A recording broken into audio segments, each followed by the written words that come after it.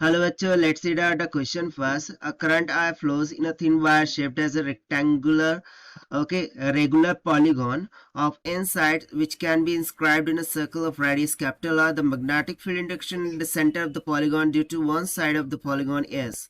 So बहुत ही basic सा question है. देखिए, so let's suppose कि इस तरीके से एक सर्कल हो गया. ठीक है, here I am drawing a circle और इस सर्कल में n साइडेड, ठीक है, पेंटागन है इस तरीके से. इसकी टोटल साइड कितनी है? n. ये n साइडेड पेंटागन है. ये इंस्क्राइब्ड है इस सर्कल में जिसका रेडियस हमें कितना दे रखा है? कैपिटल ऑफ r के बराबर.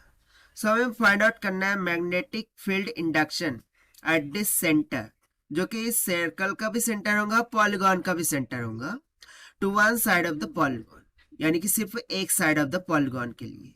सो हम सिंपली क्या करते हैं यहाँ पर, सबसे पहले तो मैं यहाँ से एक लाइन ड्रॉ कर देता हूँ और यहाँ से एक लाइन ड्रॉ कर देता हूँ ताकि ये मुझे एक पोर्शन मिल जाए. Right.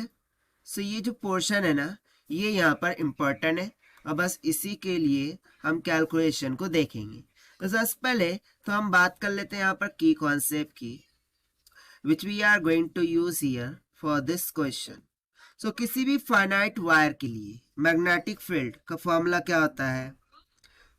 Magnetic field B vector is equals to mu naught I divided by 4 pi D, in bracket हो जाता है sine of theta 1 plus sine of theta 2 के बराबर. ठीक है. सो ये वाला फॉर्मूला हम यहाँ पर यूज करने वाले हैं. ठीक है. तो ये कैसे होता है? देखिए, एक लॉन्ग कंडक्टर होता है. यदि मैं यहाँ पर परपेंडिकुलर ड्रॉ करूँ, ठीक है, और इन दोनों पॉइंट्स को यहाँ पर मिला दूँ, राइट. सो ये जो एंगल सबटेंडेड है इसको हम बोलते हैं थीटा 1 और थीटा 2, और इसमें से जो करंट फ्लो करता है वो आई मान लेते हैं और ये लेंथ क्या हो जाती है डी. सो उस टाइम पर हमें मैग्नेटिक फील्ड का फॉर्मूला ये मिलता है mu naught I by 4 pi D sine theta 1 plus sine theta 2. I hope you will be remember it. Okay. So अब हम जाते हैं क्वेश्चन के according.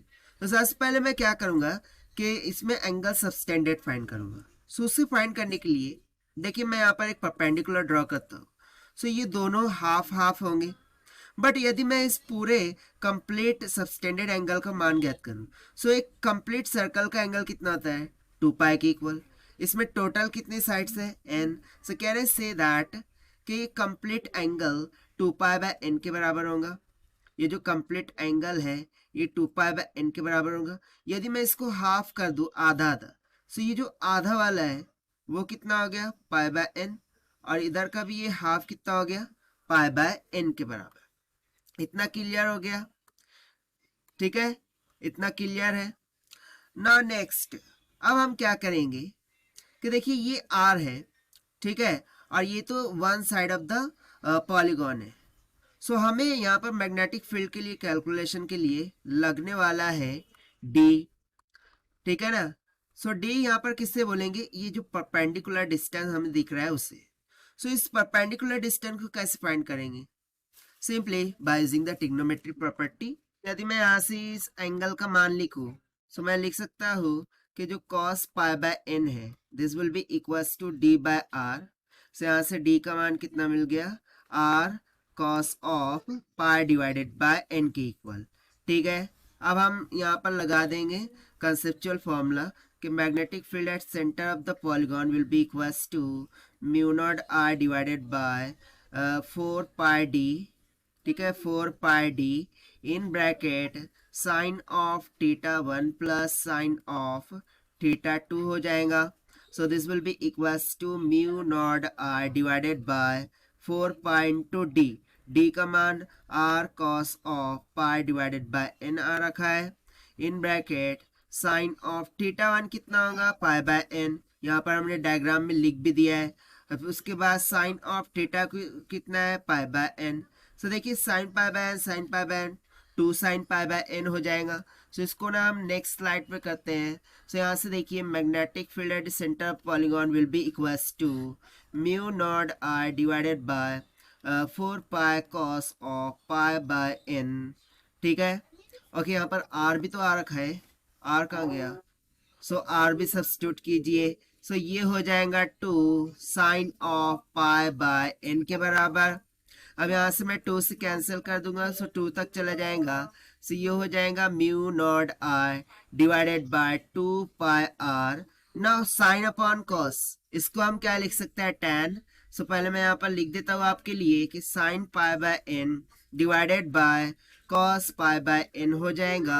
So this will come out to be magnetic field, यहाँ से कितनी निकल के आ जाएंगी? Simply mu naught I divided by 2 pi r tan of pi by n के इक्वल।